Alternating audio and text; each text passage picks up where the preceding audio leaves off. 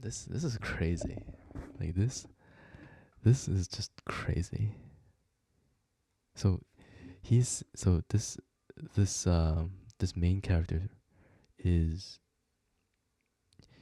the main character starts the book. Starts his story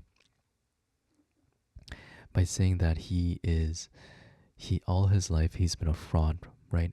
So the reason why I find this so haunting and just so depressingly just so sad is the author himself committed suicide, and it's as if I may, um,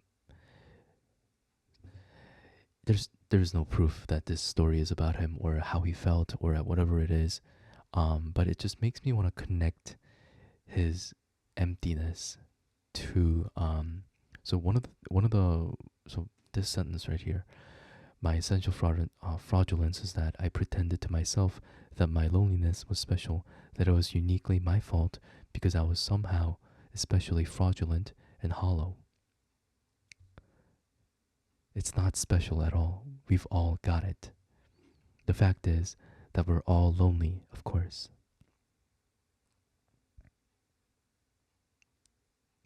You know, so today actually I went around, I went a little bit further, um, not in my neighborhood, a little bit beyond my neighborhood, and it was a very populous area. When I went there, it felt I haven't been there in a long time.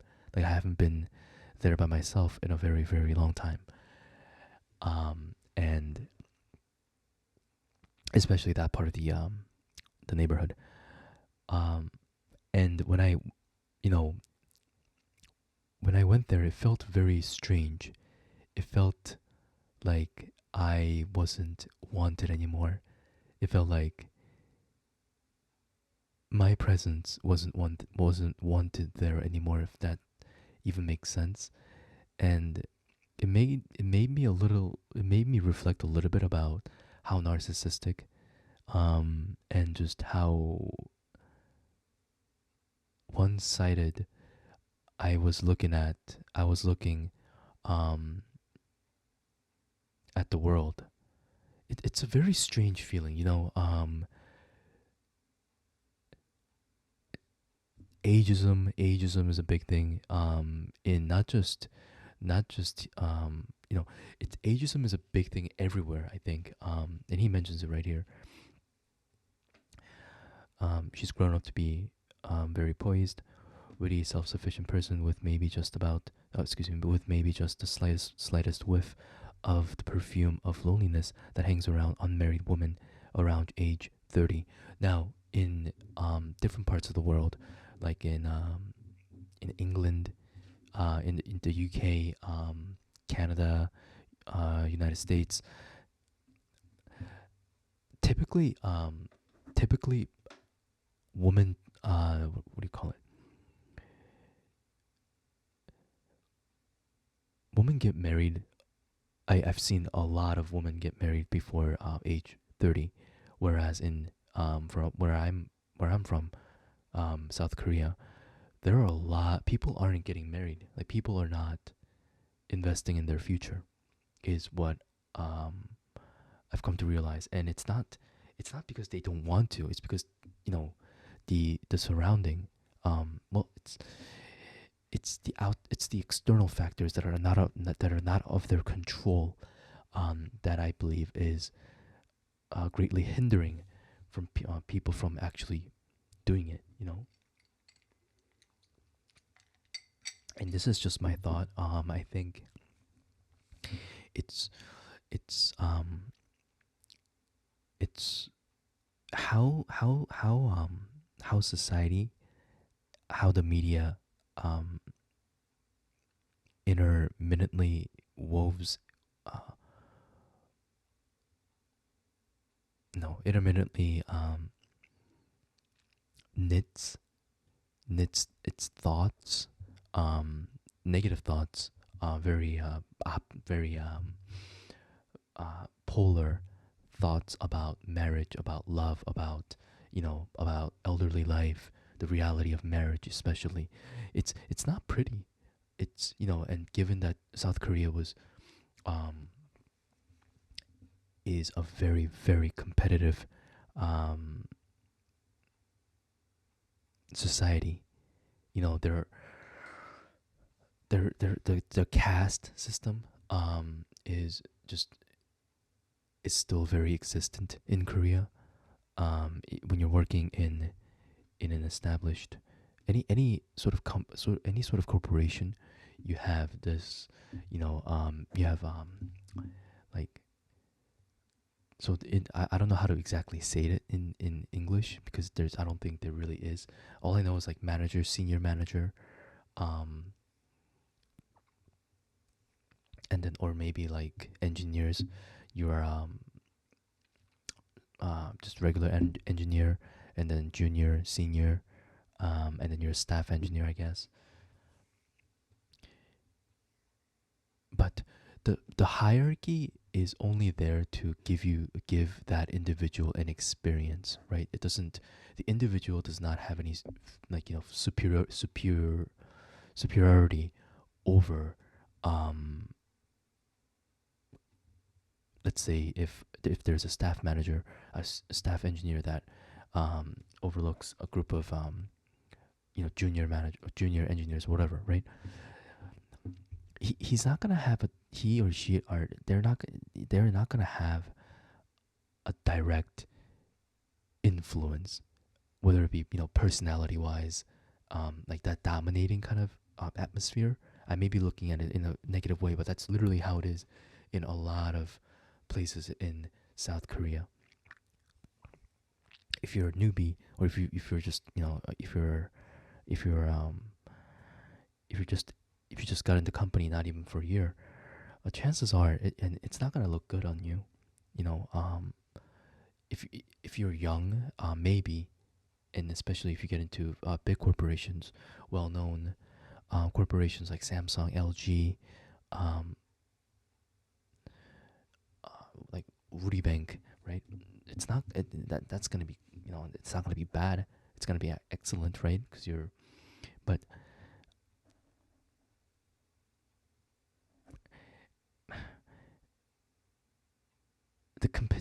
so I went off on a bit of a tangent, but what I want to talk about, what I want to conclude my rambling with is the society itself in Korea. It's very competitive. It's literally breeding atmosphere for people to hate and judge and just despise each other. And it's something that I really really don't think is great. You know, one of the most popular games in Korea.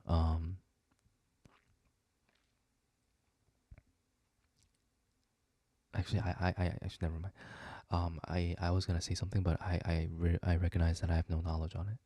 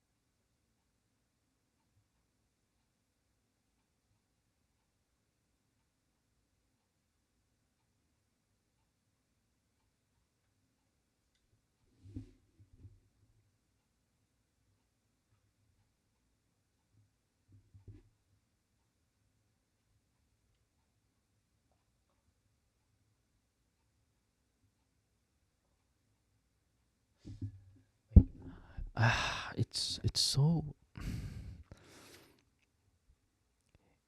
it's just so depressing how we have to kind of really fit in this sort of chronological, successive, um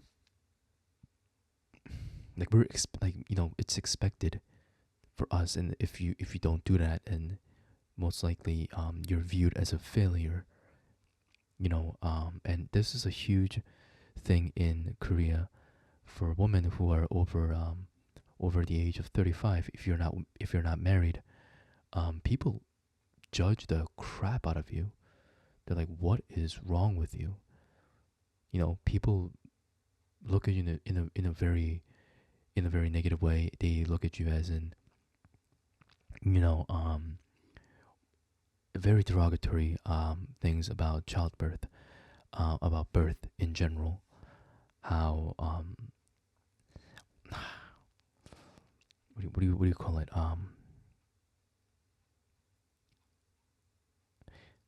Okay, I'm not gonna say it in this video, but because I don't have it organized. But I feel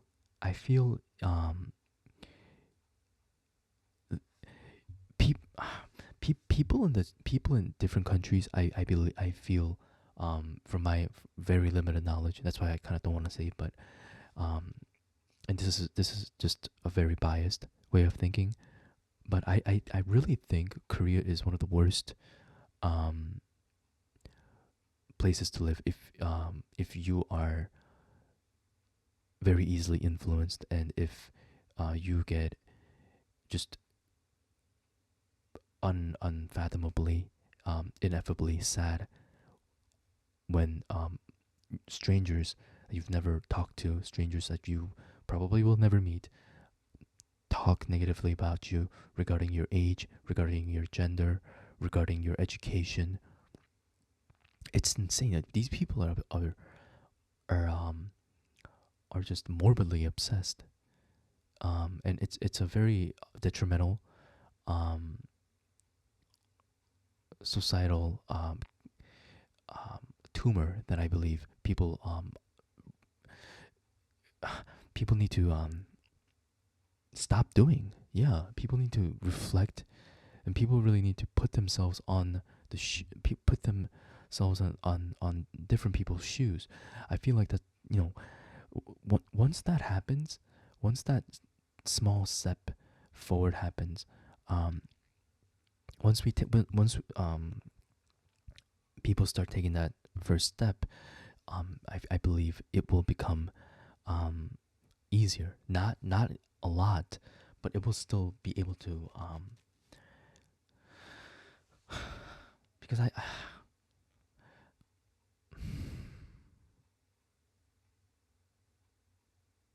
I feel like in like we as a society. So I think with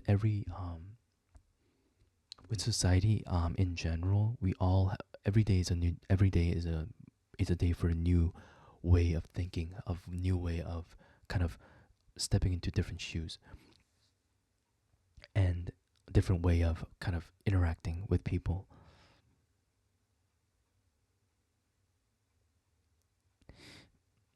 I feel we are, and this is not just Korea. This is actually this pertains um, to the world. We are exceedingly turning to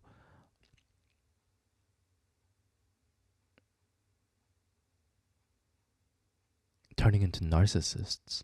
I feel is the right thing. You know, we only want to see what we want to see. We only want to hear what we want to hear. It's very self-centered. We only want to talk about ourselves. Um, and you know, it's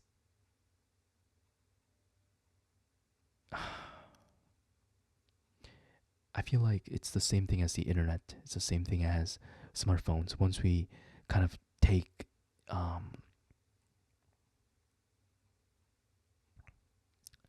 take the step and take the road, take the way. It's like going into it's like going into a cave. I forget what they are called, but it's called what was it called? Uh,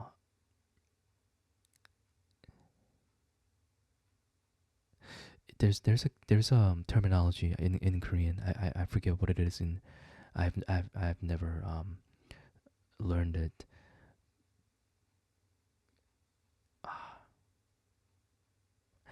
So in Korean, it's called something 굴. Um, I think it's a three-letter word. And there's a word 개, and then it's something, I don't know if that's the first or the middle, but it ends in 굴. So it means a small hole. It usually found on the ground. It's a small hole that you can only crawl into it. And when you crawl into it, the reason why I give that direct example is when you crawl into it, you either and you when you crawl into it, sometimes those roads, they have multiple ones when you're in the middle of crawling in. So imagine like you're crawling in here like this, and then two roads come in. So you have to make a choice of left or right. So I'm talking about those. Um, Once you kind of go, it will be very, very, very difficult for you to kind of climb back, um, crawl back, especially if it's like um, like a mile long. Can you imagine crawling for a mile?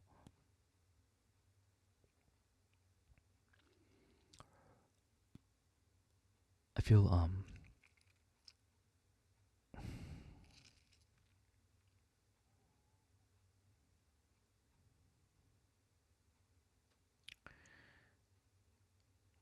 smartphone is permanent in our society. There's no turning back. I just don't want our society to take that I take that I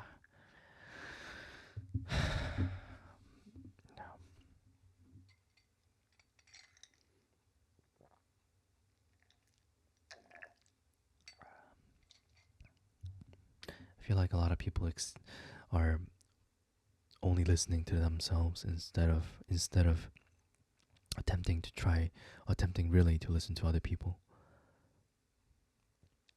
Speech that are not Dr. Gustafsson knew more about all this than I, so that he spoke with what came off as genuine authority and pleasure when he said, maybe a little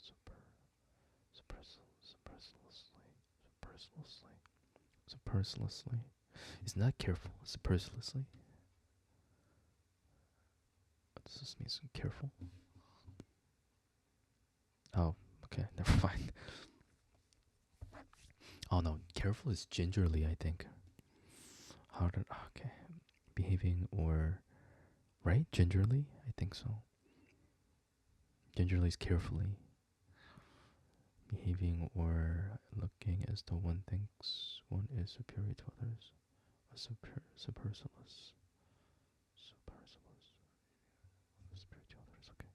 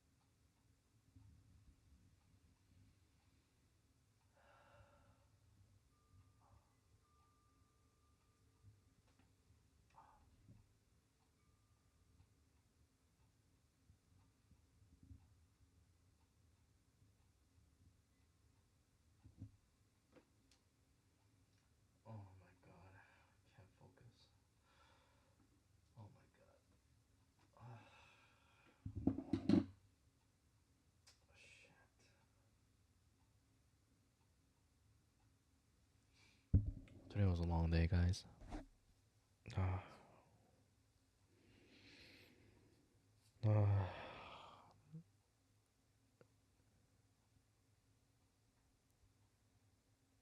I said this before, but I really think I have something wrong with me. Both mentally and physically. Right now, I'm suffering from a TMJ. Because um, I got my number two. I think it's called number two extracted, and my jaw is a bit wide. So, um, I'm gonna try to call the dentist, and ask if I can have it implanted as soon as possible, preferably by the end of April, um, or excuse me, not end, middle of April. Because I can't wait until May. I think that's when um it's supposed to be planned.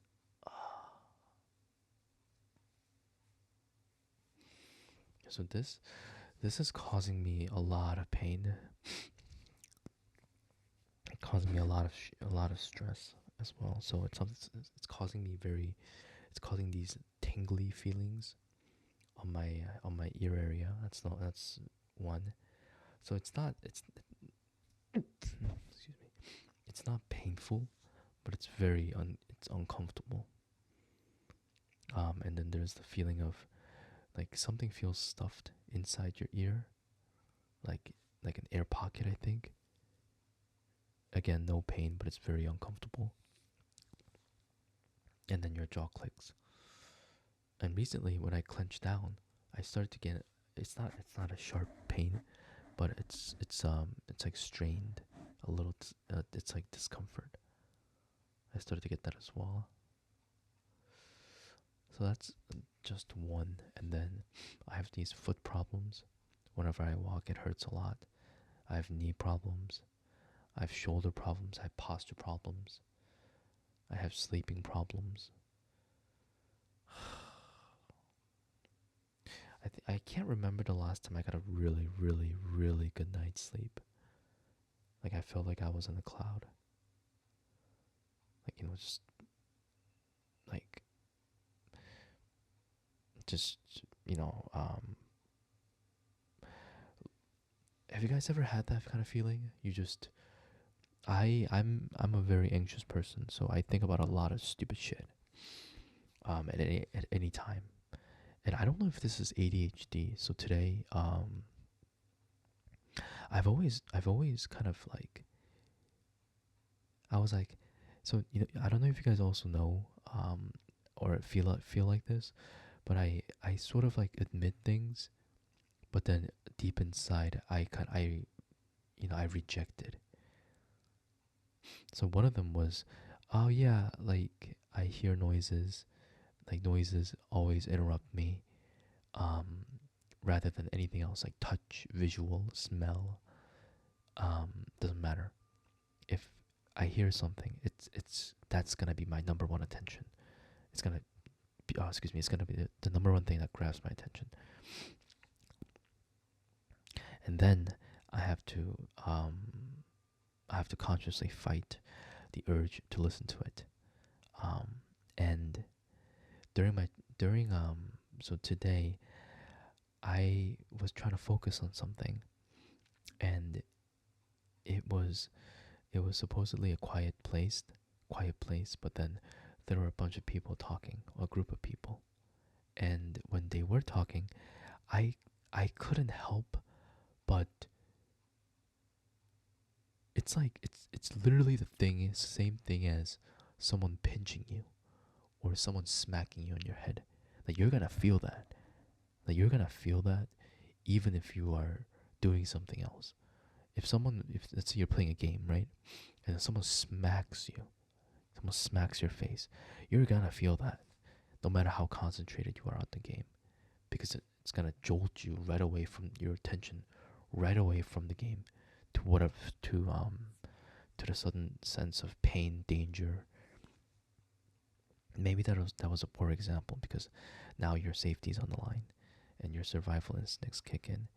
But with noise, anything that is, if it's just above a regular noise level, aka it takes up the most the it's the loudest decibel in your surroundings at the moment. Um, and even though there are other people talking, or even though there are other external outside factors, if that noise is even slightly or just regularly louder than everything else, it's gonna instantly just grab my attention, and my mind is gonna register those words, statements, sentences, whatever it is. It's like being jolted with. I talked about about commercials, these these companies that are deliberately trying to imprint images inside your head when you're scrolling down shorts or reels or TikTok. They purposefully have a human person with their faces close, with their face close up, doing some stupid shit that is just blatantly trying to grab your attention, like this. Pardon me, okay? I'm just gonna try to like this, like that, like like that. Like if you're scrolling, your eyes. I mean, I said this so many times, so I'm sorry for making you guys listen to it again. Your eyes are looking something, like it's searching for something. It's searching for that food. It's searching for that honey. Anything like that is just immediately gonna grab your attention. It's going to be, depending on who you are, it's going to be embedded and burned into your brain. That image is gonna be burned into your brain, and it's gonna leave a scar that you can't quite get rid of. Or even if you do, it's going to take a long time.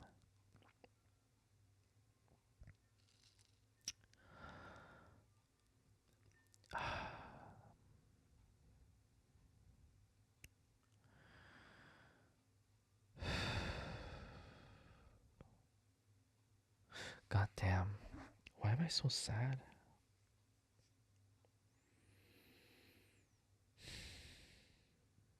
You know what's so funny?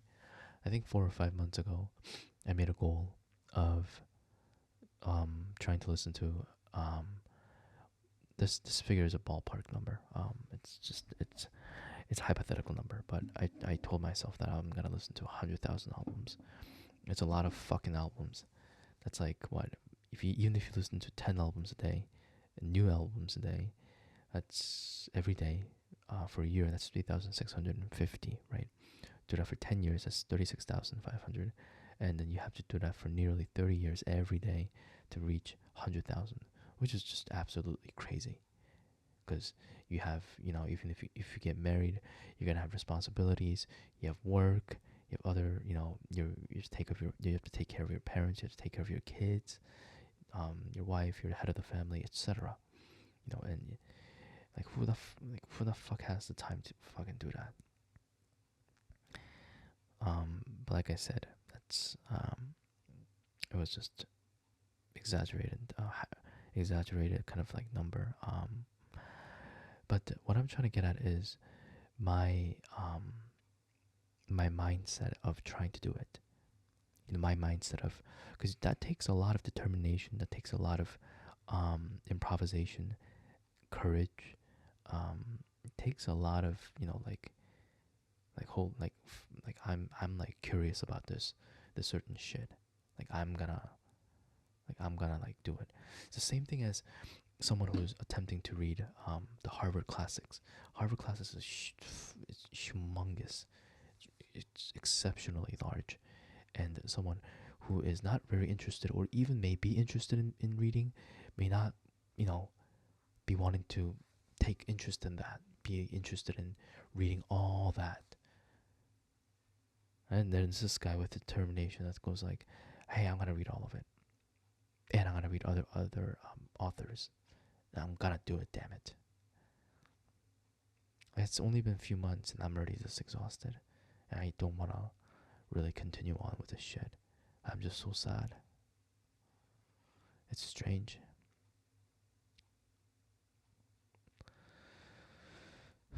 Yeah. Anyways, I'm tired. I'm sorry for cursing, guys. I'll log off.